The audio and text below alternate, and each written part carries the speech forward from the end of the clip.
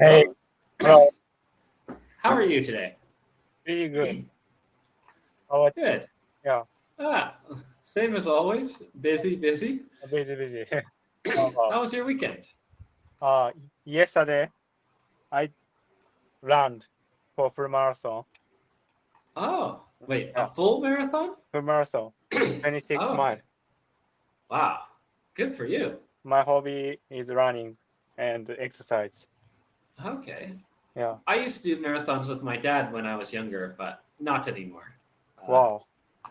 he did the Boston Marathon, and my brother and my dad did the Boston, but we did a bunch of other special ones as well. So, Wow. yeah, Boston Marathon is one of the biggest marathon all over the world. yeah. My oldest brother ran a under 3 hour marathon. It Wow. was 2:55. He ran a Wow. marathon. Like, oh, that's a Yeah. little fast. Under 3 hours, many runners seeking. This is Yeah. milestone. Ah, Wow. good. Amazing. Uh, yeah. Well, I don't know how he was able to do that. That's too fast for me. I run marathons in like 4.5 hours, and he's that much Wow. faster than me. But yeah. Great. Anyways, Have you ever tried uh, for the marathon? the longest I've ever done was a half marathon. Uh, Oh, and I have also been part of my dad doing a marathon. I ran with him in Boston. My dad has a eyesight problem. He's blind, like he has tunnel vision. He doesn't have ah, peripheral vision. So he was allowed to have a guide dog with him. Except for ah, it wasn't a guide dog, it was me. I was the guide dog. So I wow, I ran 12 kilometers with him uh, during the Boston Marathon until he didn't need me anymore. Because at the very beginning, there's people everywhere, very difficult for him. But after that beginning stage, it gets easier, right? wow, So then he didn't need me anymore. And it was me and my brother. So I did 12 kilometers. He did 12 kilometers. And then at the last, what would that be? The last 18 kilometers, my dad could run by himself once everyone was kind of out of the way. But yeah, we did a lot of fun things like that. Where did you run? Which marathon? Shizuoka. Shizuoka, it's my Yeah, hometown yeah. I thought you went to another in city to Japan. do it. Yeah, Yeah.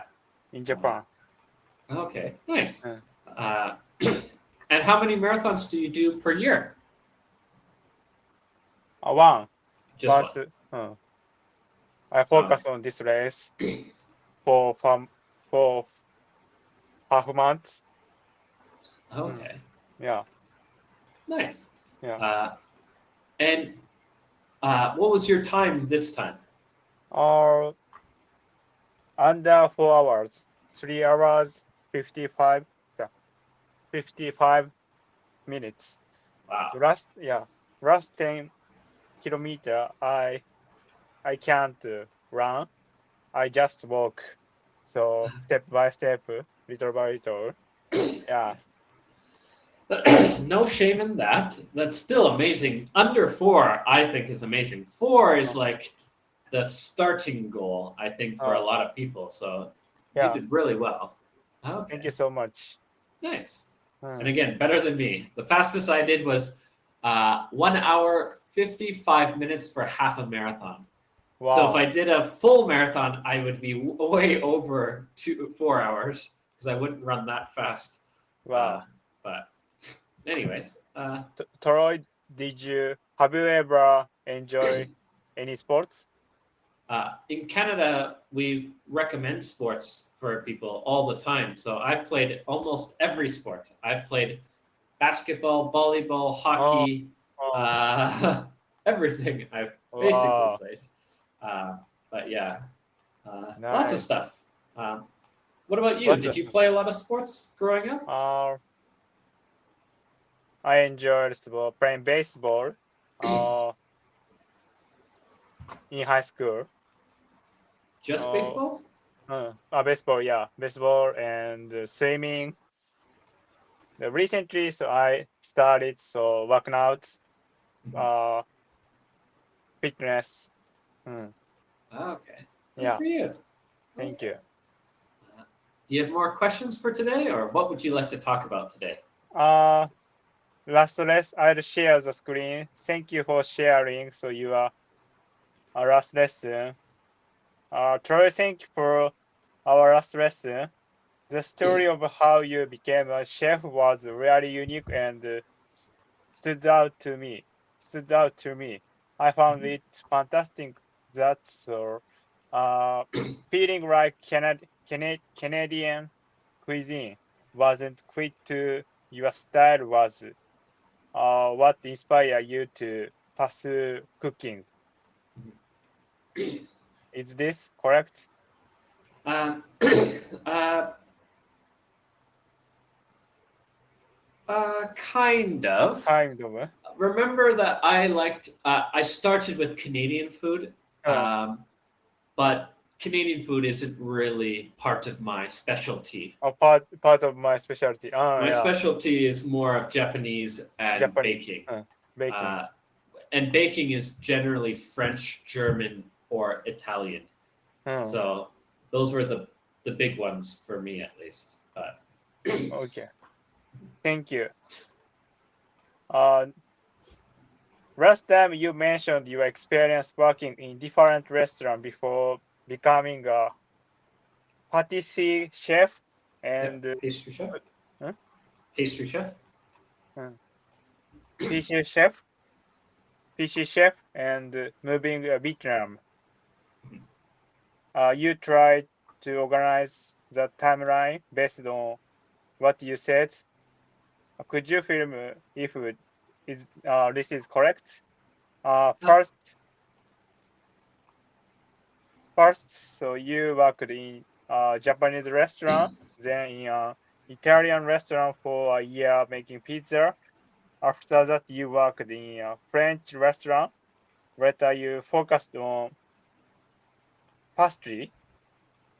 so no, it was French restaurant A first French. Uh, because uh, in my hometown there was uh, only three restaurants. Three There was an restaurant. Italian restaurant, Uh, a French restaurant, and then uh, like a burger place that just made oh, burgers. uh, So yeah, I went to the French restaurant first. That's first. why it's my longest experience, is because it was from when I was 12 to Oh, 19. 19. Uh, and so Wow, that's about 6 years. six Um, years. and at the French restaurant, that's when I was learning the basics. Mm, I was learning how to chop, make salads. Like I wasn't learning a lot of special things in that restaurant, mainly just the basic stuff. mm, Then I went to school, and for oh, my internship, or we would call it apprenticeship, for school, I had to go to a restaurant, and they picked an Italian restaurant for me where mm. I learned uh, Oh, pizza. 1 hour. 1 year. 4 1 year. 1 year. Yeah. Uh, Oh, and then finally, the Japanese restaurants was my last 5 years, and I focused on sushi, tempura, and oh, sashimi.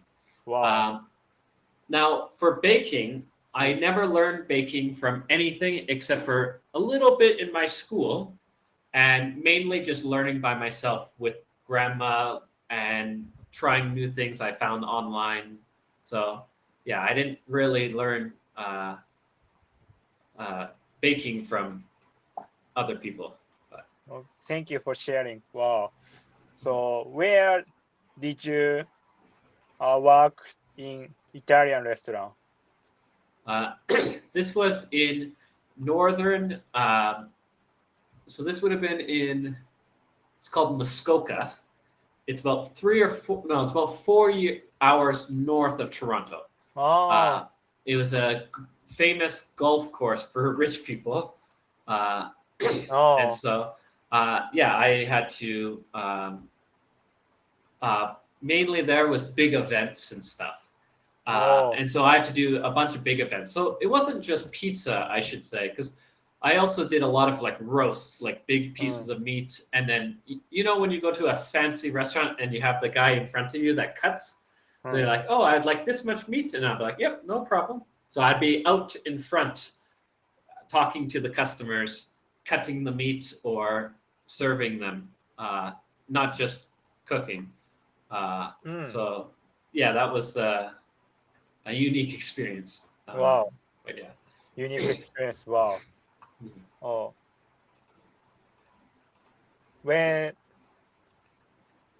when you work in when you work in Italian restaurant, Yeah.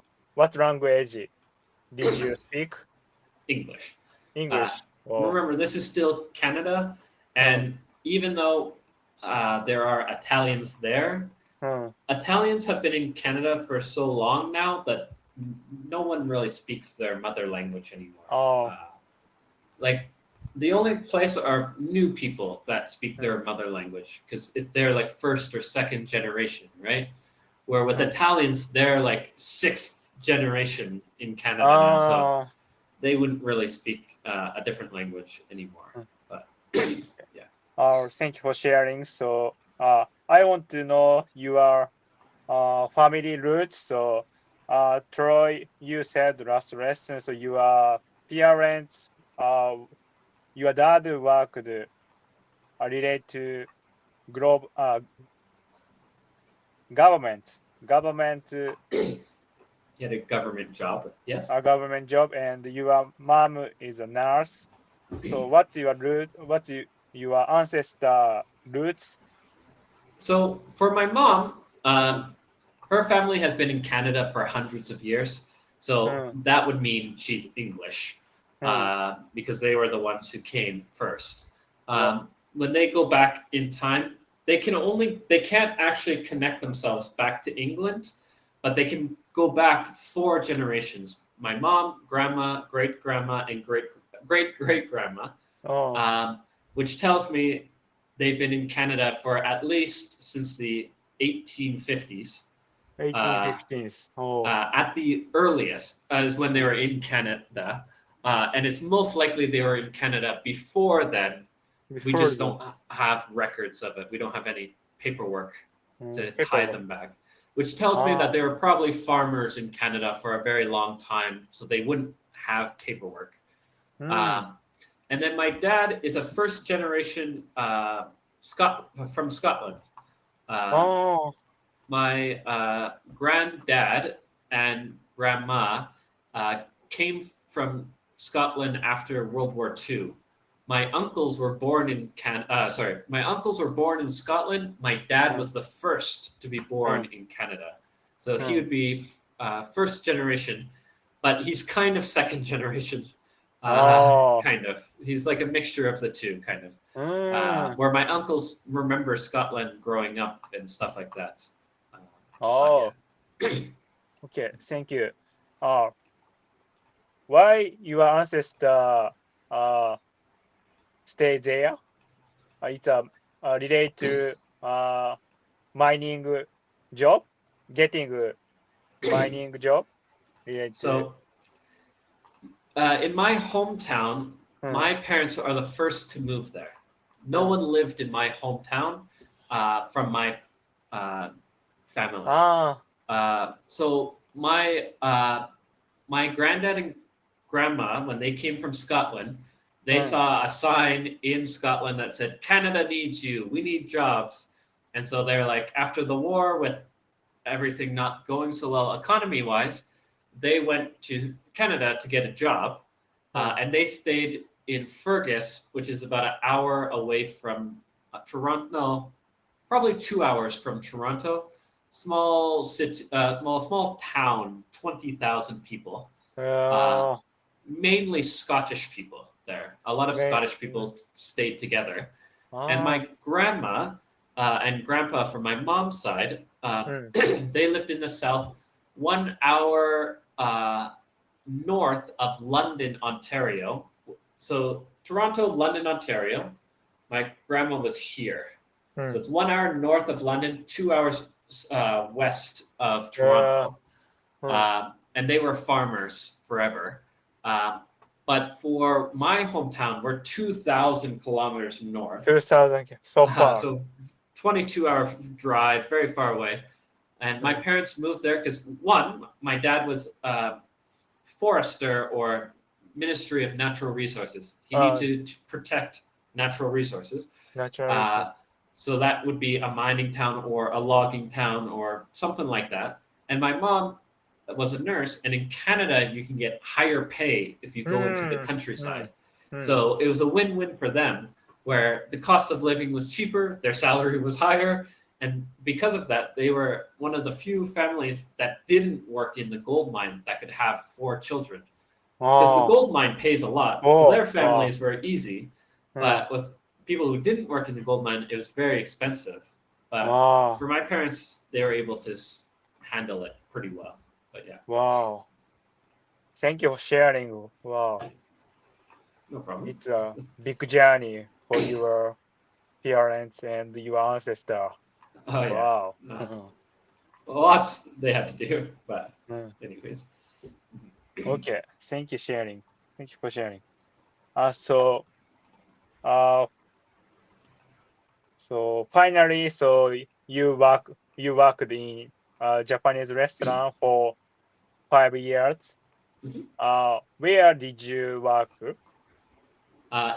So I went to school in London, Ontario. London, Ontario is, like I said, 2 hours away from Toronto. If you look at a map, here's Toronto, and if you look at that, how it keeps going out, and then it connects to America here. London's in the middle. So London is like a trade route. It goes from Windsor, from Detroit, to London to Toronto, kind of thing. And so, yeah, I went to school there. And yeah, since I went to school there, I just met a bunch of Japanese friends. They took me to this special restaurant, and I was like, sure, I'd love to go see this restaurant. What kind of food? Like, let's see what kind of interesting food they have. And yeah, they eventually, I really loved this restaurant. This was at my first year of college. And like I said, I had an internship where I had to work at a Italian restaurant. But when I came back to finish my school, I kept going to that Japanese restaurant. And eventually I saw a help wanted sign. And I was like, well, my money is disappearing. I don't have any money anymore. I probably should get a job. And so, yeah, I tried to get a job there. And it was pretty straightforward. They immediately basically said, sure, you're hired. Like, they're like, we need everyone. Anyone come, please. And because I had experience, because by that point I would have had 7 years experience, they didn't want like someone basic, like a chef, like a prep chef or a dishwasher. They needed someone with more than that. So I was a prime candidate for that. I started in making sushi.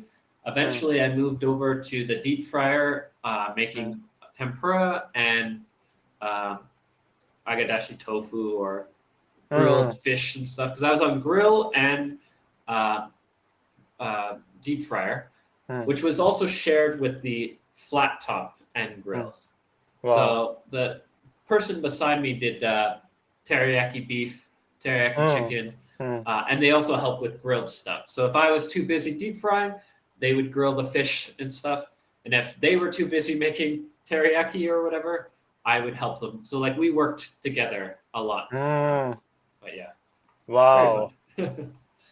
It looks so yum. It's very nice. Wow. So was this restaurant this town did this town has a Japanese community? Yep.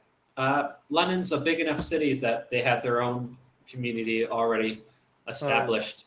So for there's quite a bit of Japanese people.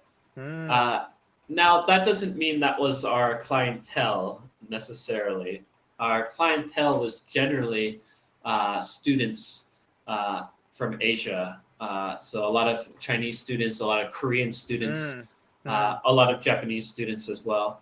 And the reason for that was if you're a student from Asia coming to Canada, you're normally very wealthy because you have to fly very far away, and you can get a job technically, but you only get like a job of 20 hours a week is the maximum, and most students don't want to do that. And so their parents are paying for everything, so generally they're quite wealthy, and then they can go to the restaurant all the time, right? So that was a pretty common thing to see Chinese, Korean, and Japanese students. I make sense. Yeah, thank you. Next, so last time you mentioned that your baking style doesn't always work in Vietnam because Vietnamese people don't like overly sweet flavors. Yep. You said that Canadians tend to prefer more sugar, but in Vietnam you had to adjust your recipes. Do I understand that correctly? Yes, exactly. Uh, It's very tough very to tough. get it's very tough basically to open in Vietnam when all of your recipes are prepared for Canadian tastes, right? Yeah.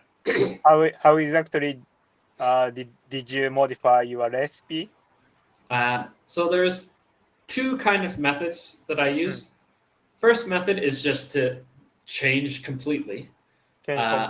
So instead of making a chocolate cake that's not very popular, I would make a mango cake, because the standard cake itself is eggs, flour, sugar, and if you do sponge method rather than what would it be, like a pound cake. In pound cake, you use creaming method, which is where you cream the butter and sugar together, then you cream the egg, butter, and sugar together, and then you add the flour afterwards. This allows you to have a little bit of air, so it's going to be a heavier cake, but it's also going to be a stronger cake. That's very popular in Canada. But in Asia, it's more popular to do sponge method, which is you reduce everything. You reduce the fat. You use very little, maybe a little bit of melted butter. You use a little bit of sugar. And what you do is you whip up the eggs with sugar until they're nice and fluffy. And then you add a little bit of flour. And because you whipped so much air into that cake, it's very fluffy. And with that type of cake, you don't need too much sugar or anything. And that's just the basic one. And then you add the flavor afterwards. So you get that basic cake. Oh, they want chocolate? Put chocolate on. Oh, they don't want chocolate. Let's do mango. Let's do banana. Let's do something else. So that's how you handle that situation. Wow. Is this your first challenge for working Vietnam? It's definitely one of the bigger challenges I've had with Vietnam. Overall, there's not been too much challenges with Vietnam. The other thing I've had to think about, like the second thing I had to do, is figure out, like, not just changing the complete recipe and go whatever, but also what existing recipes do they already enjoy? So, for example, and is there, like you said, is there recipes that I can reduce the sugar? So, like, for example, I tried to make peanut butter cookies. They really like peanuts in Vietnam. They grow a lot of peanuts. But peanut butter cookies need a lot of sugar because it's part of, like, the stability and strength of the dish. So if you don't use sugar, it's not going to work. It just can't work if you don't use it. So I tried to make it, seeing if they would like it, and then they're like, no, we don't like this. And I'm like, okay, so that one I just had to throw away. Not much I could do, right? Nothing I could do to fix that one. But then for other things like by banana bread or banana cake, there's a lot. As long as you take the blackest bananas, the super black bananas that you put in the freezer, those bananas are like super sweet, but they have that kind of fresh sweetness of bananas, and then you can reduce the sugar immensely in that kind of situation. So that's how I kind of played around with it until it kind of worked out. Wow. But yeah. Thank you so much. So, its summary, you said, so you changed, so maintain sugar balance, maintain alternative sugar percentage, Yep. or change alternative ingredients, Yeah. like mango, Bananas. peanuts, Yeah. and so on. Okay. That's Thank the you. big way. Yeah. And there's still lots for me to do, by the way. Like I'm still figuring out what is going to work and what is useful, what is not useful. I'm still learning. Wow. It's very difficult to be perfect when it's something as complicated as this. So yeah. Wow. It's a very important thing. It's a very interesting. Nice. Okay. Last 3 minutes. So last question. Last time you mentioned that so maple syrup has different grades depending on how much it is boiled. Lighter sugar is sweeter, while darker syrup has more caramel-like flavors. I Yeah. was Sometimes even woody. Sometimes woody. even woody. Woody. Sometimes. I was wondering what grades does the maple syrup your family makes fall into? It's all, every type. Every time. Because it's about the season. At the beginning of the season, the tree has lots of sugar, so you boil less. Because remember, you just have to get to 66% sugar. So if you start at 2% sugar, you can get to 66% sugar very fast. But if you start at 1% sugar later in the season, it takes you double the time of boiling to get to that 66% sugar. That's the only difference. And what that means is at the very beginning, you get a little bit of light maple syrup, and at the end, you get a little bit of dark maple syrup. But there's two grades in the middle, medium and amber, and you get a lot of medium and amber because that's the longest period. So you might get, so we would sell 2,000 liters a year. We might get 150 light and 150 dark liters. And then the other 1,700 will be medium or amber. So that's like the standard type of maple syrup. And again, it's just about trees. It has nothing to do with anything else. But you like the black one? I like on the darker side. Darker side. Yeah. The darker you get, like I said, more caramely, more unique flavors you get. Where with the very, very light ones, it just tastes like sugar to me. Like it's just sugar. It's very, very sweet, and it can be a little bit too much. Okay. But yeah. Thank you so much. So last 1 minute, so it's closing this lesson. Thank you for sharing.